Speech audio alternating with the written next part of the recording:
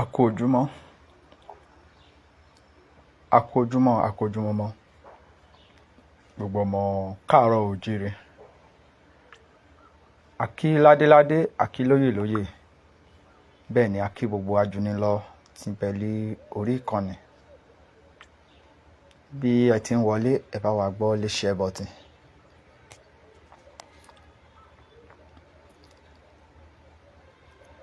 Mo kí gbogbo ẹ̀yin olólùfẹ́ wa. Ẹ ní ṣubú ara, ẹ ní ṣubú ẹ̀mí, ẹ ní ṣílẹ̀tẹ̀,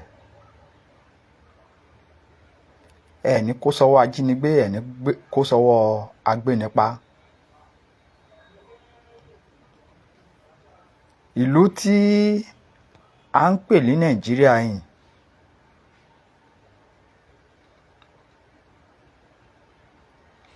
àmì ìdánilójú fi hàn wípé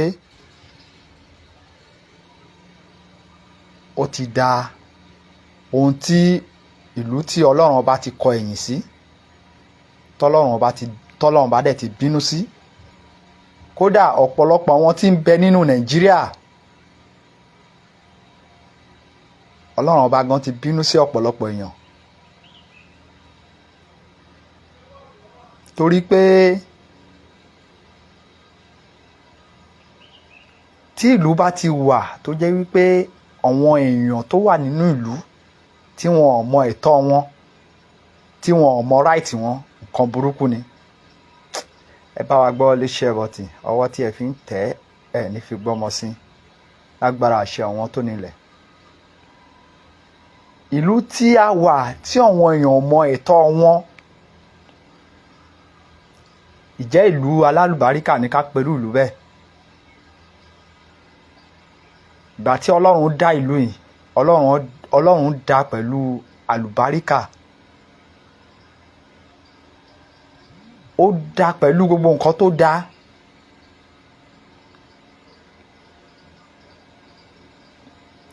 Ṣùgbọ́n àwọn tó dá sínú ẹ̀, ǹjẹ́ wọ́n mọ ẹ̀tọ́ wọn? The answer is no. Kogi State lọ́wọ́lọ́wọ́ bá ṣe ń bá yín sọ̀rọ̀ yìí pẹ̀lú Kwara State. Wọn ò mà tí bọ́ nínú ìpayé keke tí wọ́n wà.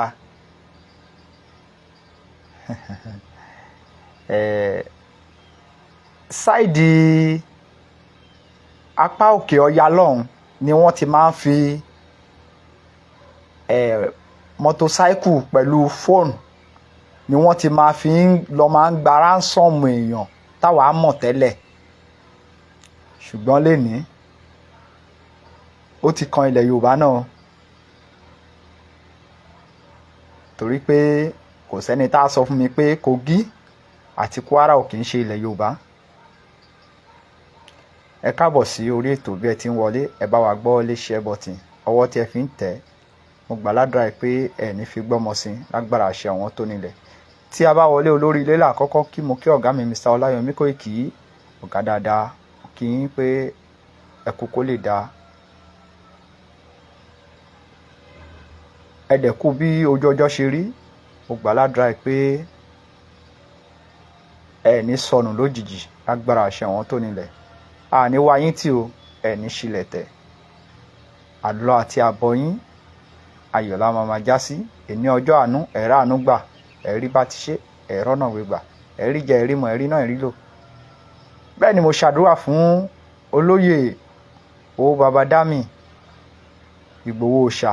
Mo ṣàdúrà fún yín sà, ẹ ní ṣílẹ̀tẹ̀ o, ẹ ní ṣubú dànù, ẹ ní irú nǹkan gbé sọnù bí ó ṣe bí ọmọ.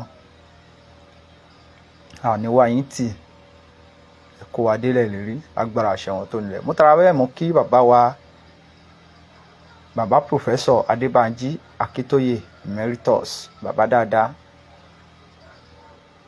bàbá alálùbáríkà, bàbá tí ó mọ tó ń pè ní ògo ọjọ́ ọ̀la, tó mọ tí wọ́n ń pè ní iyì, tó mọ tó ń pè ní ẹ̀tọ́ ọmọ ènìyàn. Bàbá dáadáa, ẹ ti dàgbà báyìí, ẹ túbọ̀ dàgbà ju ara wọn òwúrọ̀ lọ agbára àṣẹ wọn tó nílẹ̀. ẹ ní fọwọ́ yín gbọ́mọ sí o, ẹ ní wá àwọn ọmọ yín tì àṣẹ Èdùmàrè. ń tara bẹ́ẹ̀ mo ṣàdúrà fún gbogbo ẹ̀yin olólùfẹ́ wa tí ẹ ti wọlé àtàwọn tó sì wà lójú ọ̀nà tí wọ́n ń bọ̀ láti wá darapọ̀ mọ́ wa. mo kí gbogbo yín pé a kú ojúmọ́ ìní ọjọ́ àánú ẹ̀rá àánú gbà.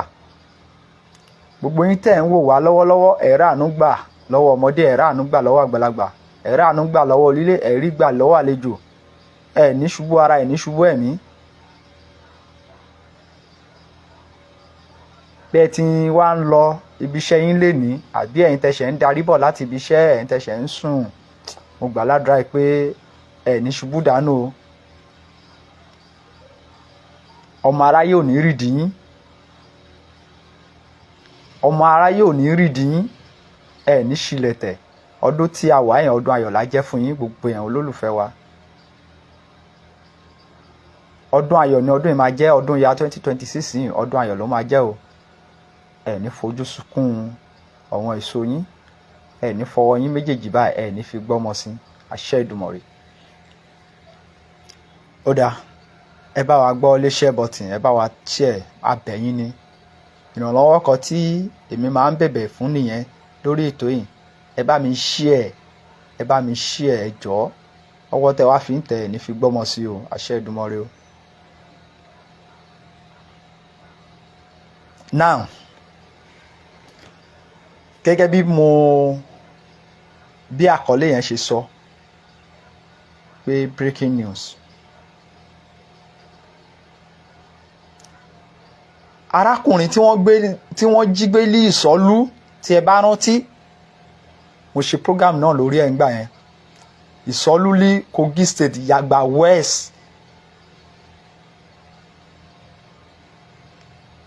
ṣé ẹ gbàgbé? arákùnrin náà wọ́n ti pa after ìgbà tí wọ́n san ransom, tí ẹbí ti ta tẹ́bí ti ta àwọn nǹkan kan tọ́dẹ̀ ti góra tó ṣàìwá owó yá. wọ́n san 1 million naira pẹ̀lú ọ̀kadà alùpùpù kan àti fóònù. after ìgbà yẹn àwọn bandits sì tún pa arákùnrin tí à ń sọ̀rọ̀ nípa yìí.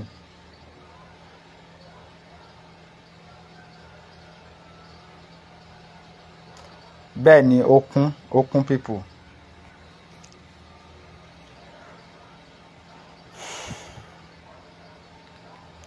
bẹ́ẹ̀ ni Yorùbá ni wá.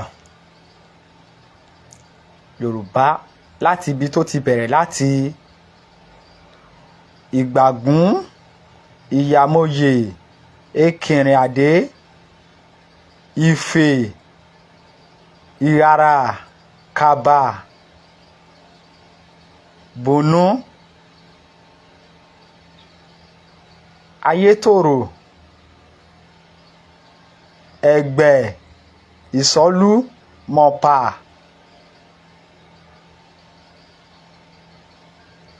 Èjùkù àti bẹ́ẹ̀ àti bẹ́ẹ̀ lọ tá a lè rántí kà sí sórí tán. ṣùgbọ́n kò sí ìlú tó wà ní gbogbo ibẹ̀ yẹn tèmi ò mọ̀. kì í ṣe pé bóyá kéèyàn kọ̀ mọ́ lórí afẹ́fẹ́ o. kò sí ìlú tó wà ní gbogbo ibẹ̀ yẹn tí mi ti fẹsẹ̀ bà rí. kò sí.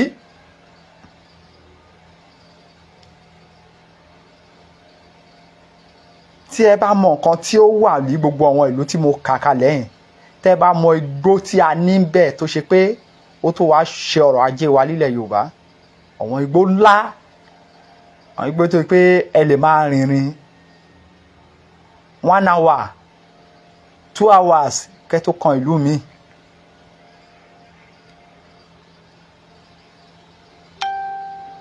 tó pé Ọlọ́run bá jogún àlùmọ́nì sọ́wọ́n orí ilẹ̀ tá à ń sọ yìí.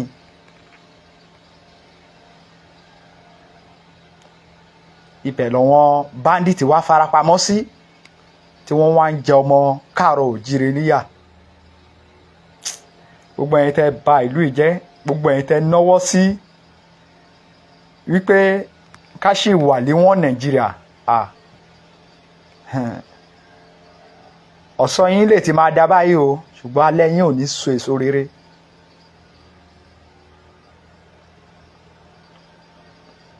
ṣe rí ìyà tó ń fi ń jẹ ọmọ Yorùbá náà tí wọ́n bá ń gbé Haúsá kí ló kan àwa kò kan àwa ṣèbá wọn ló gbà wọn lálejò ṣùgbọ́n ilé tó ń kan èmi tí mò ń sọ òun ní ti ilẹ̀ Yorùbá.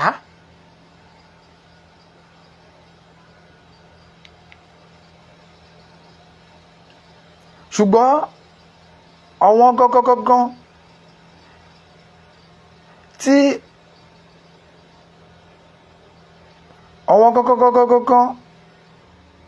tí Ọlọ́run ọba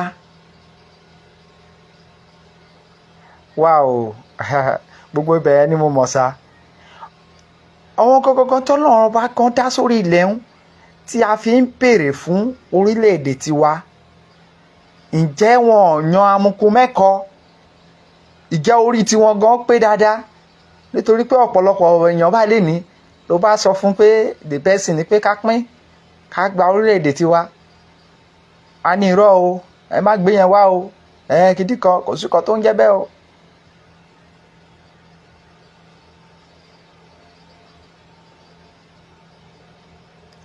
Ẹ rí báyìí lè ní ẹ rí nǹkan tó ń sọ ayé everybody dà.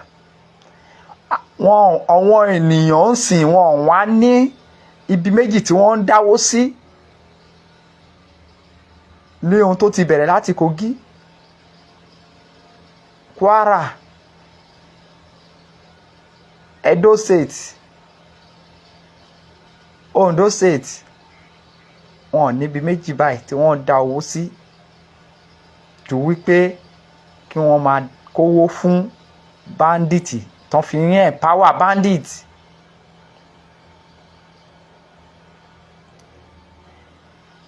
Ìlú tó sọ pé òun fúnyàn lé ìlú Nàìjíríà tó lòun fúnyàn lé scholarship pé kéèyàn lọ school ní Morocco. Ẹjọ́ èló ni Nigeria government fẹ́ ná lérí kó fún àwọn èèyàn ní scholarship lọ sí Morocco láì ṣe United States? Èló ni wọ́n fẹ́ ná? Wọ́n tún bá tí wọ́n kọ́ àwọn ọmọ yẹn débẹ̀ tán ìyá ní wọn ò gbúrò Nigeria government mọ́. Ọ̀wọ́n owó tá dẹ̀ ń sọ yìí kì í ṣe pé bóyá wọ́n á ti fraud àwọn owó yẹn, ṣùgbọ́n ẹnìkan tó wà ní ministry yẹn ó lè jẹun lágbé owó yẹn tá gbé já, a wá fi wọn bá díẹ̀díẹ̀ kankan. Ilé tó bá tọ́ sí ọ̀gá EFCC á fún kó shut up, ilé tó bá tọ́ sí ti ICPC á fún kó shut up.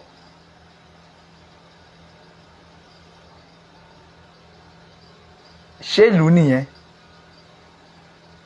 Ìlú tí ó yẹ kí ọrọ̀ tó yẹ kí ènìyàn 20 million, owó tó yẹ kí ènìyàn 20 million kan fi máa ṣe ọrọ̀, ẹni ẹyọ kan péré ó kó sápò. Just one person ó kó sínú àpò ara ẹ̀. Ṣé ìlú nìyẹn? Ẹja bira wa.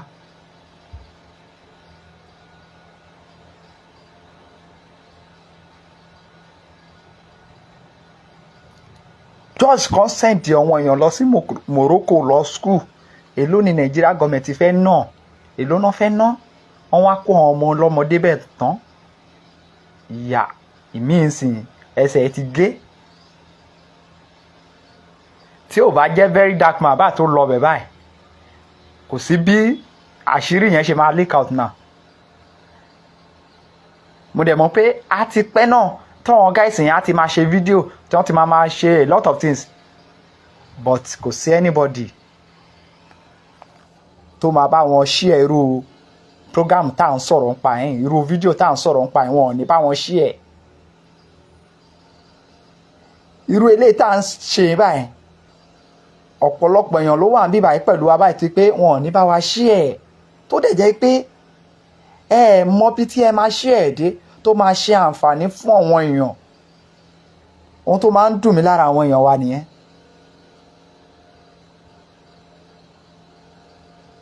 Ṣùgbọ́n ẹ jẹ́ kí àwọn kan tí wọ́n ti ẹ̀ jà fún ilẹ̀ Yorùbá ẹ jẹ́ kán máa ṣe program ìgbà yẹn lẹ̀ rí àwọn ọmọ Yorùbá ń bẹ̀ tí wọ́n á lọ máa nọ́ọ̀kẹ́ ń bẹ̀ tí bá sọ pé wọ́n nọ́ọ̀kẹ́ ó yẹ kó ti yé yín bá ṣe ọ̀gá mi ó yẹ kó ti yé mi tán bá sọ pé wọ́n ná ike ó yẹ kó ti yé yín.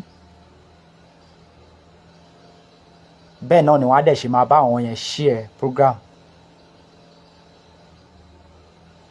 Ṣùgbọ́n tó bá ti dọ̀dọ̀ ti wá àwa mọ nǹkan tó fà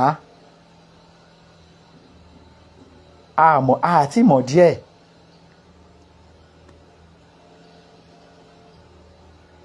Ohun tó dá ẹ jẹ́ kó máa wù wá, ẹni tó ń sọ̀rọ̀ ire lẹ́nu ẹ jẹ́ kó máa wù wá, kì í ṣe ẹni tó ń sọ̀sọkúsọ.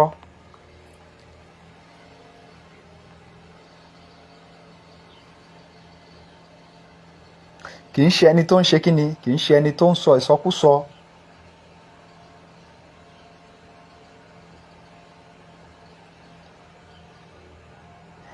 Ẹ jọ̀ọ́ irú condition wo ni ọba tí wọ́n gbé ní Kwara State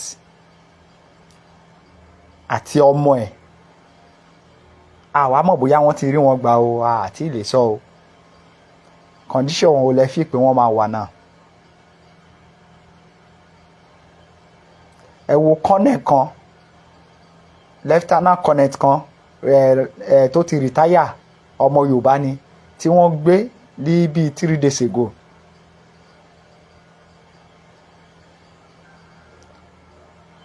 Lóòótọ́ wọ́n tẹ̀ ti wá rí yẹn rescue.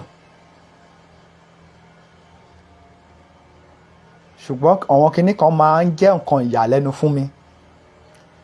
Nígbà tí èèyàn bá ṣiṣẹ́ ológun ní under Nigeria government tó retire lérí lieutenant colonel tó yẹ pé tó bá sọ pé èèyàn retire sí orí lieutenant colonel mo níbi pé Ọlọ́run bá ti bùkún irú ẹni bẹ́ẹ̀. Kí ni irú ẹni bẹ́ẹ̀ kí ló yẹ kó sì máa ṣe ní Plateau State pẹ̀lú bí gbogbo kan ṣe rí ní Nàìjíríà lọ́wọ́lọ́wọ́. Ṣé irú ẹni bẹ́ẹ̀ ẹ má bínú sí wa kọ̀ọ̀kan ló wọ orí fún wa. Ṣé kò tí ì yẹ kó padà sínú ìlú ẹ̀ kó ti relocate padà sílùú ara ẹ̀ kó tó wá di pé bandit ṣẹ̀ wá ń jí gbé. Bàbá yẹn dẹ̀ ti dàgbà. Mo rí báwọn sójà ṣe lọ nínú fídíò tí mo rí báwọn sójà ṣe lọ rescue ẹ̀ tán gbé pọ̀n yìí.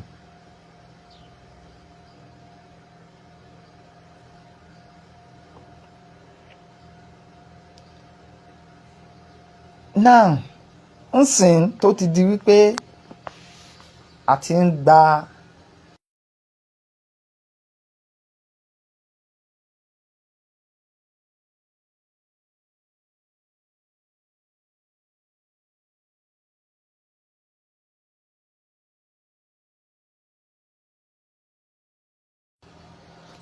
tó ti di wípé àwọn èèyàn lọ ń san ransom pẹ̀lú ọ̀kadà pẹ̀lú fóònù. Ó dáa mo ṣàmọ̀ pé táwọn èèyàn náà bá lè ná owó wọn sórí struggle Yorùbá nation ọ̀pọ̀lọpọ̀ yín ẹ rí bí kan ná sí. Bẹ́ẹ̀ ni ibi tẹ́ ẹ ná sí náà mo dẹ̀ mọ̀ pé ó dáa ẹ máa kéré ẹ o. A dúpẹ́ lọ́wọ́ àwọn tó ná òbítíbitì owó sínú struggle Yorùbá nation. A dúpẹ́ lọ́wọ́ yín. Ẹ̀yin lẹ kúkú máa jèrè ẹ máa jèrè ẹ. Kò máa sí nǹkan tó gbé. Ìyá kan lọ́jọ́ yẹn á ní ajé ìgbé. Ajé ìgbé. Ẹ máa jèrè ẹ. Ẹ má rò bóyá ẹ ti ná àná dànù. Kò sí nǹkan tó ń jẹ́ bẹ́ẹ̀. Èrè ẹ̀ ń bẹ fún olúkálùkù. A kó ojúmọ́ lẹ́ẹ̀kan sí. Ẹni tí wọ́n pa á sìn after ìgbà tó san ransom ẹni tí wọ́n pa condition wo lọ́wọ́n parents ẹ̀ máa wà náà.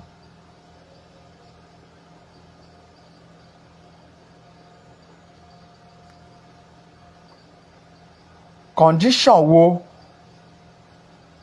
lọ́wọ́n òbí ẹ̀ máa wà àbí àwọn ọmọ àti ìyàwó. Condition wo ló máa wà. Láfítà ìgbà tí wọ́n ti san òbítíbitì owó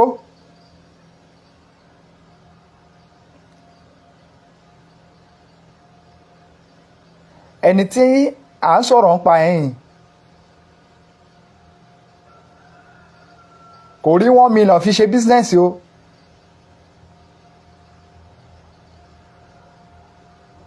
Ṣùgbọ́n nígbà tí wọ́n jí gbé báyìí tí wọ́n ń dìmáàdì fowó $1 million naira pẹ̀lú ọ̀kadà pẹ̀lú fóònù ó jáde síta fún ransom ẹ̀.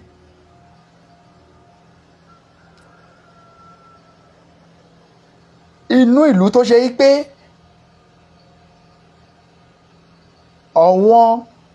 àwọn tí wọ́n pera wọn ní ìjọba Nàìjíríà wọ́n rányàn lọ sí Morocco kó lọ school wọ́n fún ní scholarship.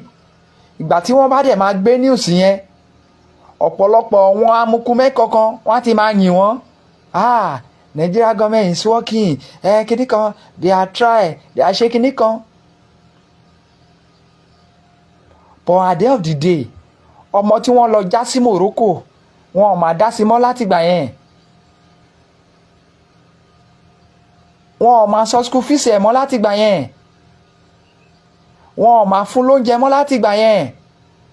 Látọjọ́ tó ti lọ já sí Morocco ẹ lọ wo interview táwọn ọmọ yẹn ṣe tí Very Dark máa ṣe pẹ̀lú wọn. Lídì same ìlú yẹn láti rí Yàyà Bello ń sìn tí ó gbé 80 billion tó fi sanwó school ọmọ ẹ̀. EFCC gbé ńlẹ̀.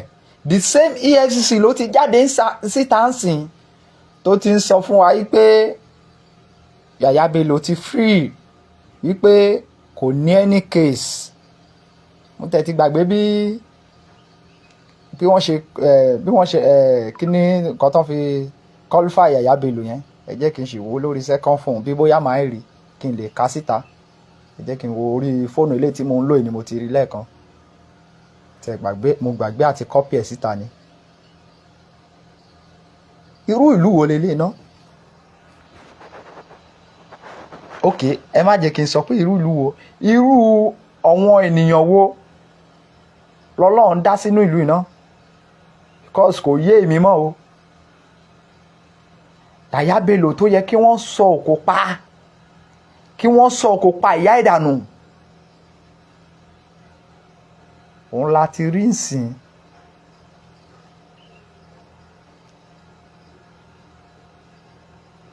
Tí ó ti wá di ẹni tí EFCC ti confam ẹ̀ wípé ó lè lọ contest for anything now. Anything, any ipò tó bá fẹ́ díje fún tí wọ́n dẹ̀ ti confam ẹ̀ pé ó máa díje fún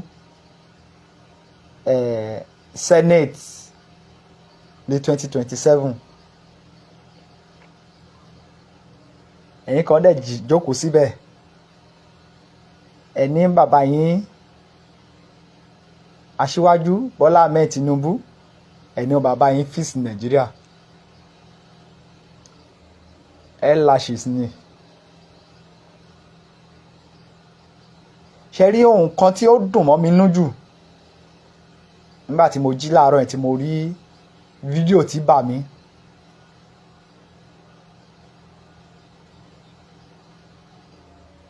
Olóyè Chief Sunday Adéyẹmọ Ìgbòho ṣá tí mo rí fídíò tí wọ́n ṣe inú mi dùn sí fídíò yẹn inú mi dùn sí gan. kí ló fa inú dídùn tèmi? Ẹ mọ̀ pé tó bá jẹ́ pé tẹ́lẹ̀ olóyè Ìgbòho ṣá bàbá máa bú wọn, ó máa bú wọn ni. Ṣùgbọ́n nígbà tí olóyè máa àdírẹ́sì wọn, tó máa àdírẹ́sì àwọn ọba, ó ní ẹ̀yin bàbá mi,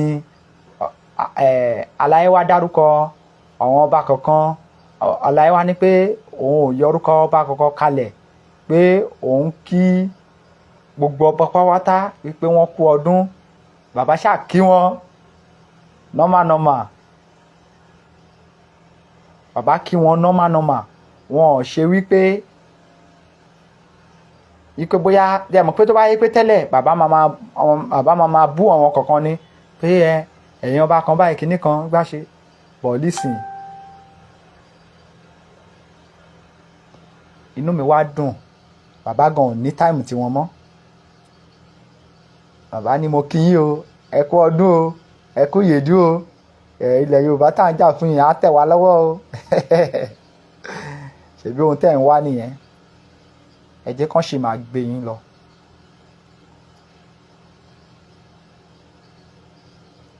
Bẹ́ẹ̀ ni.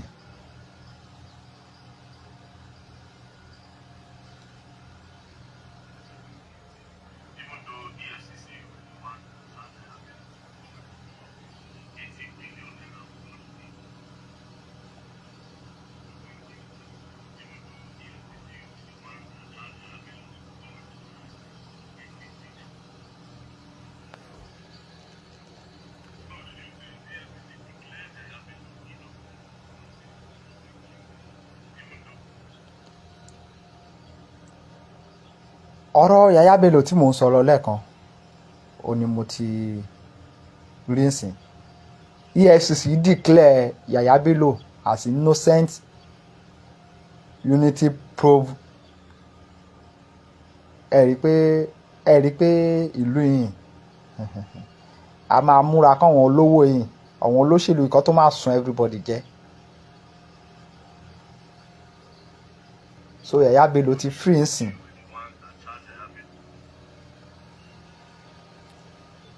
Ṣebí the same EFCC yẹn ló sọ wípé Yaya Bello ti kówó jẹ, Yaya Bello fi oyè báyìí tí wọ́n dẹ̀ confam ẹ̀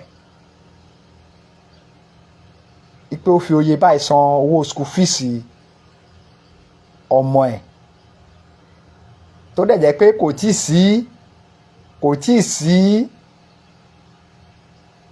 àwọn owó kankan tó tún kó jẹ aside níbẹ̀ o, jọ́sí pé owó tó kàn fi sanwó ilé tó fraud tó fi sanwó school ọmọ nìkan ní EFCC pariwo síta. Ẹ mọyì àwọn bílíọ̀n bẹ́yẹn. The same Kogi state yẹn ni wọ́n ti ń gbéyàn ọ̀hún sìn, tí wọ́n ń gbé lọ́tún tí wọ́n ń gbé lọ́sì. Ẹni gan tí ó fà kalẹ̀ sọ́fíìsì kò gbà láyè kó ṣiṣẹ́, a ṣe wá gbà láyè. Godfather.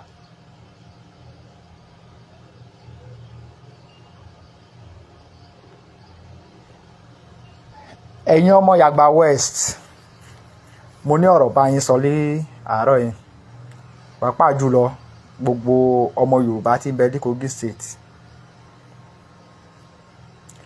Gbogbo ọmọ Yorùbá tí ń bẹ ní Kogi State.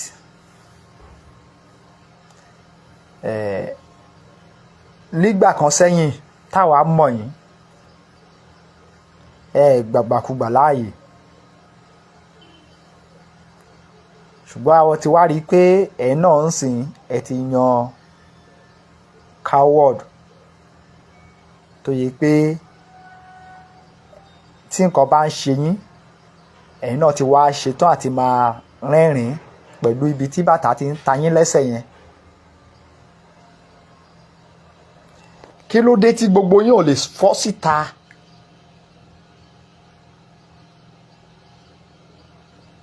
Kẹ́ lọ shut down local government, kẹ́ shut down everything tó bá jẹ́ ti ìjọba, kẹ́ má gba anybody láyè. Kó má sí movement, kó má sí anything.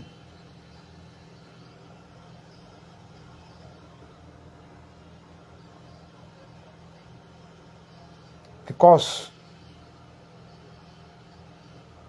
ǹjẹ́ wọ́n lè gbé ó lè jẹ́ ọmọ Yàyà Bello àbí ọmọ gómìnà Kogi state ni wọ́n gbé sìn tí wọ́n lọ pa tí wọ́n ti ní declare public holiday ní gbogbo Kogi state. Ṣé ó lè rí bẹ́ẹ̀? Wọ́n wá ń gbé yín ẹ wá dàbí ọmọ àwòdì ẹdìyẹ tó pé ìgbà tó bá kọ̀ wùyàn lèèyàn kọ̀ máa bò kí mọ́lẹ̀ téèyàn á mú lọ sọ́jà pòun fẹ́ lọ tà.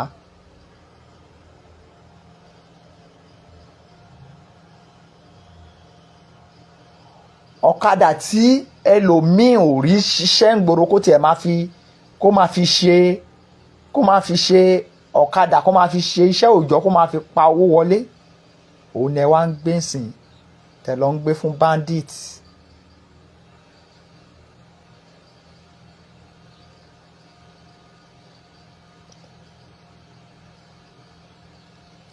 Ẹ̀rọ ojú ayé bí nsìn ẹ̀rí bí ta ti bára wa.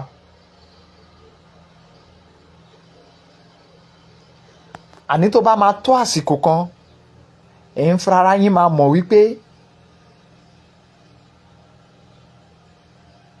ṣe mọ̀ pé nsìn àtúntún súnmọ́ 2027 ó ti wọlé dé tán sìn tá bá máa fi wọ December ọdún yìí báyìí election ló kù. Campaign wọn ti bẹ̀rẹ̀ báyìí. Bẹ́ẹ̀ ni campaign wọn ti bẹ̀rẹ̀. Ṣùgbọ́n mo fi ń dá èèyàn ọmọ Nàìjíríà lójú tí ẹ bá padà tún lọ fún another election eléyìí tẹ́ ń rí kékeré ni. Bẹ́ẹ̀ ni kékeré leléyìí tẹ́ ń rí ẹ mọ̀ pé ó pẹ́ náà tá ti ń pariwo ẹ̀. Àti ya 2020 ni mo ti ń bá wọn pariwo ẹ má lọ fún election mi mọ́ ẹ má lọ fún election mi mọ́ ṣe mo yẹ election tó ti ṣe láfítà gbà yẹn sìn ẹ má jẹ́ bótóbótó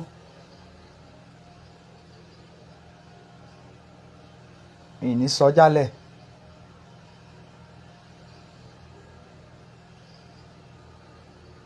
à ń pariwo fún yín.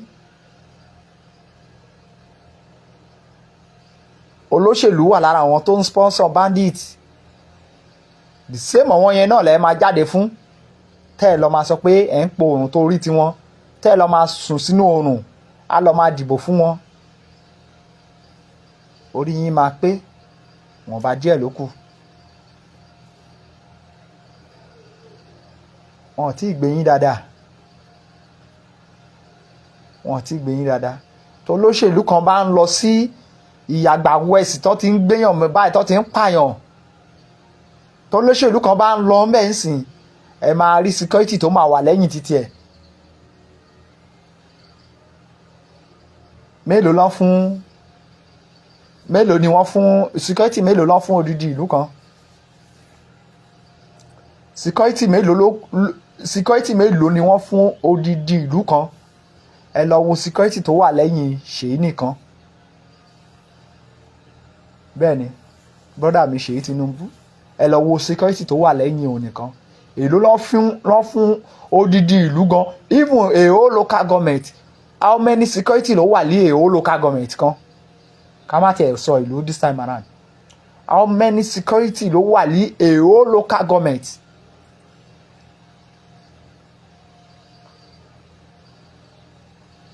Ọmọ Yorùbá àní ẹ jára yín àní ẹ jára yín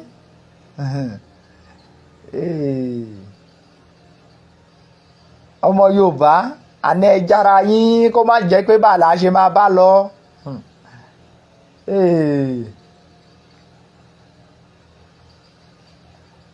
Àní ẹ jára yín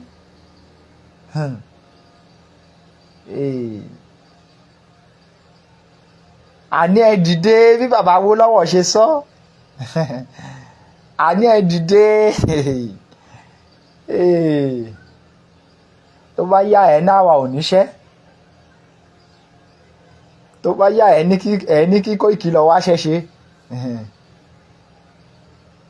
Ojú Koiki kọ́ ló ń bó lọ́wọ́lọ́wọ́ o, ojú ẹ̀yin ọmọ Yorùbá tẹ wà lé ni o, ojú yín ló ń bó lọ́wọ́lọ́wọ́ o.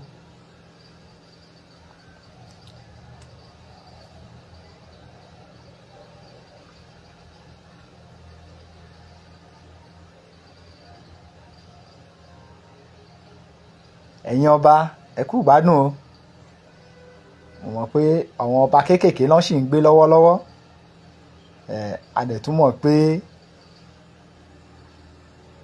wọ́n sì ń bọ̀ lórí àwọn top wọn.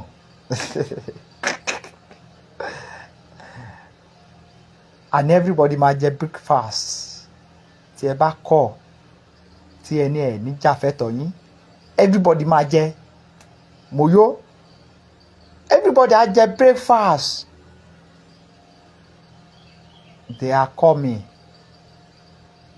Ìwọ àtèmi ṣáàjẹ jẹ́ ká dúró de Donald Trump tó fẹ́ wá save wa. Bẹ́ẹ̀ ni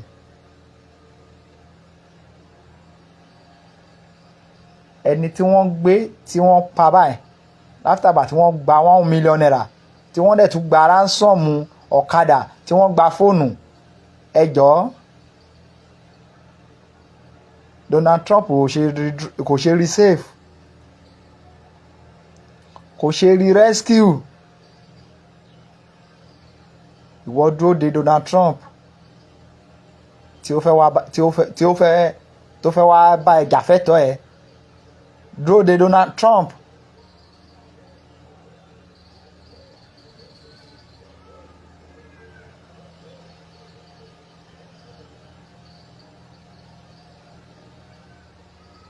Ìwọ máa dúró de.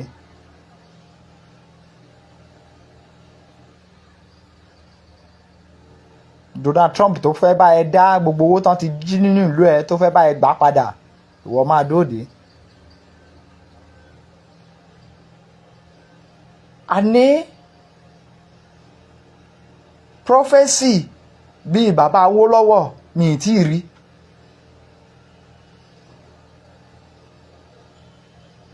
Prophecy bíi Fẹlá Aníkúlápó mi ì tí ì rí.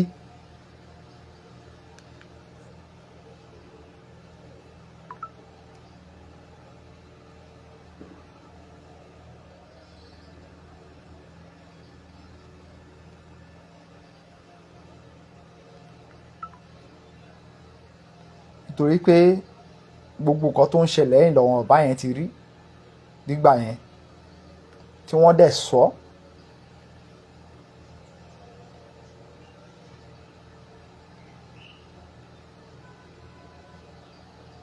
Wọ́n sọ wípé tó bá tó àsìkò àwa fúnra wa la máa dìde, mẹ̀kúnnù la dìde. Bẹ́ẹ̀ ni kò sí rọ́ńbẹ́, a máa dìde àgẹ́sì àwọn olórí wa. Ìgbà yẹn ni nǹkan tó lè dá. Ṣùgbọ́n o ò fẹ́ kú àbí? O wá nídìí Donald Trump kó wá rescue ẹ. Ọlọ́run á jẹ́ kí yẹn ṣe ṣe o. Tí yẹn bá ṣe ṣe náà, ká bára wa yọ̀. Ṣùgbọ́n tó bá tún já síbòmíì, a ní kígbe ọ̀fọ̀ nínú ilé ẹnì kankan wá nínú ọdún táwa yóò wá ṣe Èdùmàrè. Gbogbo ẹ olólùfẹ́ wa tí ẹ ti darapọ̀ mọ́ wa, tètè bá wa ṣe. Ẹ ṣé gan ni, a mọ̀ lóore o. A kúkú mọ̀ pé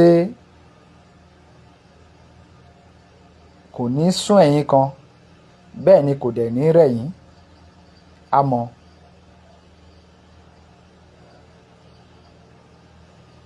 A mọ̀ pé ìfẹ́ wa pẹ̀lú ìfẹ́ ilẹ̀ bàbá yín tẹ ní,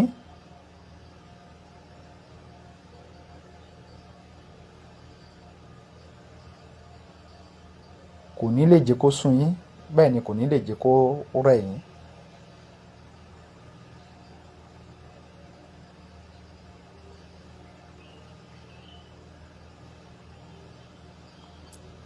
Koikimedia will bring the world closer to your doorstep. Ẹ ṣé gan ni gbogbo ẹ̀yin olólùfẹ́ wa o, àmọ́ lóore o, fún ti dédé àkókò yín, ní àníri jù báyìí. A dúpẹ́ lọ́wọ́ ẹ̀yin tẹ́ bá wa share, a dúpẹ́ lọ́wọ́ ẹ̀yin tẹ́ bá wa comment, a dúpẹ́ lọ́wọ́ ẹ̀yin tẹ́ bá wa like, àmọ́ lóore o.